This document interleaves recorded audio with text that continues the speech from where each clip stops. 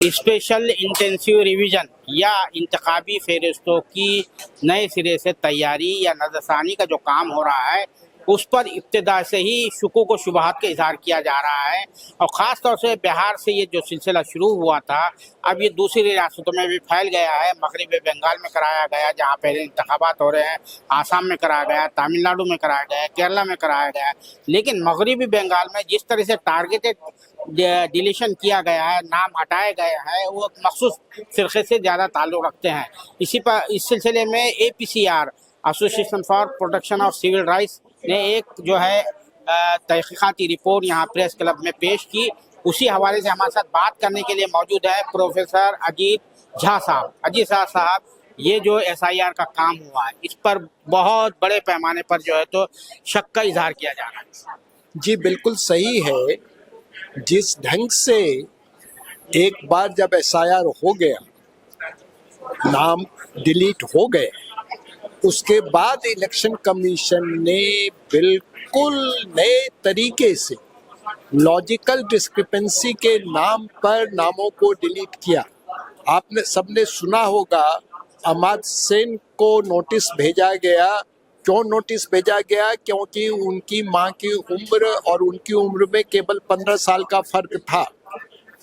अमाद सेन की जनरेशन में जितनी पहली संतानें थी उसमें 99% संतानों के एज में और मां की एज में 15 साल से ज्यादा का फर्क नहीं था। ये इलेक्शन कमीशन इसी देश का है, इसके बावजूद वो ऐसी लॉजिकल डिस्क्रिपेंसी की बात कर रहा है। किसी परिवार में 7 सदस्य क्यों हैं, ये लॉजिकल डिस्क्रिपेंसी है।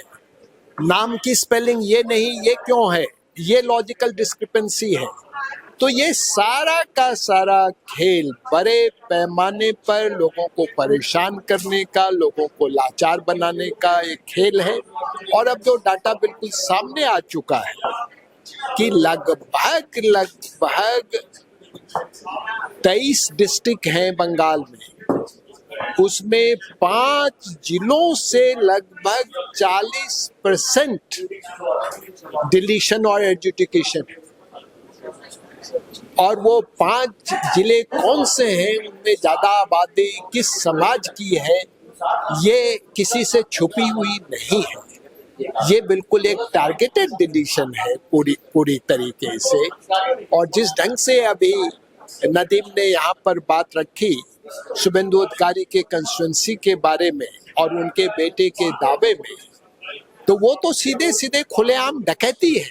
उसके अलावा उसको कुछ और कहा ही नहीं जा सकता है किसी किस्म का।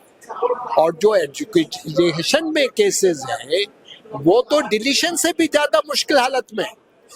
जिनको डिलीट किया गया वो तो डॉक्यूमेंट लेकर के जा सकते हैं, अपना नाम जुड़वा सकते हैं एज ए न्यू वोटर।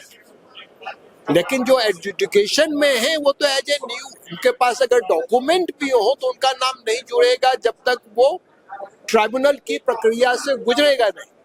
और उसमें से उनका नाम हटेगा तो उनको हाई कोर्ट में जाना पड़ेगा। वोटर को बनाने का काम सरकार और इलेक्शन कमीशन का था। इलेक्शन कमीशन जा करके वोटर बनाते थे।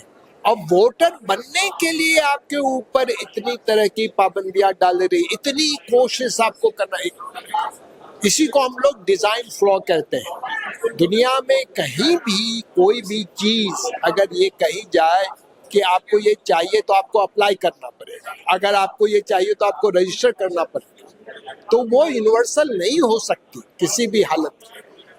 तो लोकतंत्र का तकाजा है हर नागरिक वोटर हो। SIR का मतलब है हर नागरिक वोटर नहीं बनेगा।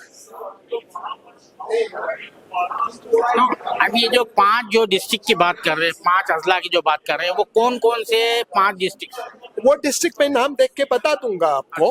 वो डिस्ट्रिक्ट नाम उसमें मालदा है, मुर्शिदाबाद है।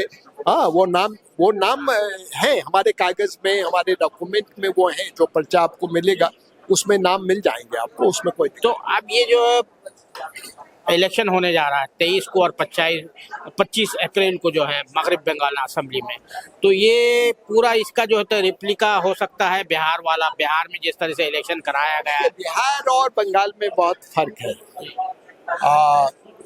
बिहार में SIR में बहुत गड़बड़ियां हुई, बहुत परेशानी हुई, लेकिन जिस तादाद में, जिस बड़े पैमाने पर टारगेटेड एक्सक्लूजन बंगाल में है, ऐसा बिहार में इसका नमूना नहीं था।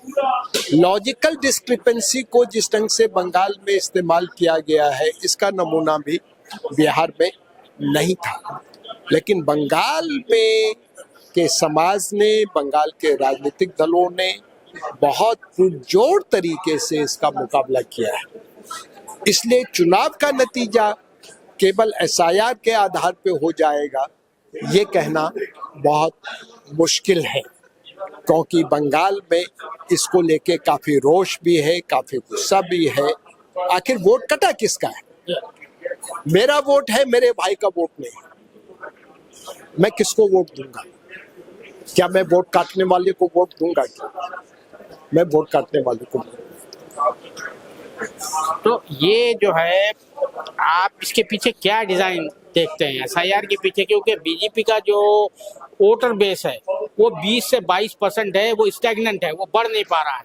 क्या आप ये समझते हैं कि ये जो नए नए पहले EVM का मामला आता था सामने, EVM में किस तरह से गड़बड़ी हो रही, धांधलियां हो रही, EVM से जो फिर उसके बाद जो है वोटर्स की तादाद बढ़ा दी जाती थी, बोगस वोटिंग कर दी जाती थी, जैसा महाराष्ट्र है, हरियाणा है, सामने खुली मिसालें हैं। अब ये SIR का जो है, फिर उसके बाद जो है तो SIR ले आया गया बिहार को देखते हुए। देखिए, वोट बीजेपी का वोटर बेस कितना है, कितना नहीं है, वो एक अलग सवाल है। पर ये जरूर है कि जितनी भी स्वतंत्र संस्थाएं हैं, संवैधानिक संस्थाएं हैं, उनके ऊपर नियंत्रण करने का और उनका सरकारीकरण करने का काम हो रहा है।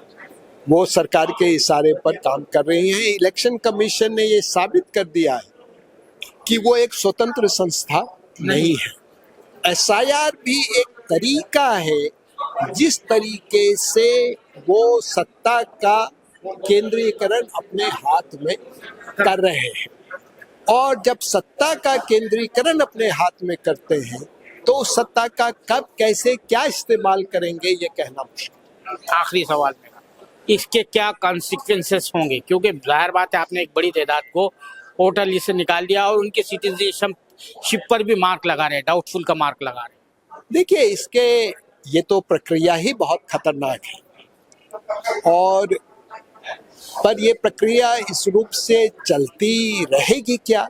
अगर भारत में लोकतंत्र रहेगा, अगर भारत के लोग अपने वोट के प्रति सजग हैं, तो क्या इस प्रक्रिया को चलने देंगे क्या? इसके बारे में मुझे शक है। बहुत शुक्रिया सालार से बात करने के लिए, प्रोफेसर अजीत झा साहब। धन्यवाद।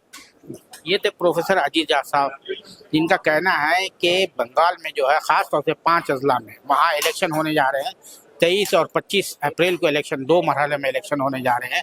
294 जो है वहाँ असेंबली निशिस्तें हैं, सीट्स है, वहाँ पर इलेक्शन होने जा रहे हैं 2 मरहलों में। तो वहाँ पर जिस तरह से जो है, खास तौर से 5 अजला में जहाँ पर बीजेपी के उम्मीदवार है, जो उनके सबसे बड़े लीडर है शुवेंदु अधिकारी साहब, वहाँ पर 40% जो है वोटर के नाम काट दिए गए हैं। जाहिर बात है, उनमें बड़ी तादाद जो है, ये खासतौर से ये मालदा और मुर्शिदाबाद जो है, ये मुस्लिम अक्सरियती अजला है मगरब बंगाल के, वहाँ से मुसलमानों के नाम बड़ी तादाद में काटे गए हैं। और उस पर एक तहकीकाती रिपोर्ट, एक जायजाती रिपोर्ट APCR की तरफ से यहाँ पर पेश की गई है। अजीजा साहब उसी की तरफ इशारा कर रहे थे, और उनका कहना है कि ये बहुत ही खतरनाक नताइज की हामिल जो है एक कोशिश है, ये जो अमल चल रहा है SIR के नाम पर, इससे जो है हिंदुस्तान की जमहूरियत जो है खतरे में आ चुकी है। कैमरामैन जिशान राय के साथ मैं अब्दुल बारी मसूद, नई दिल्ली।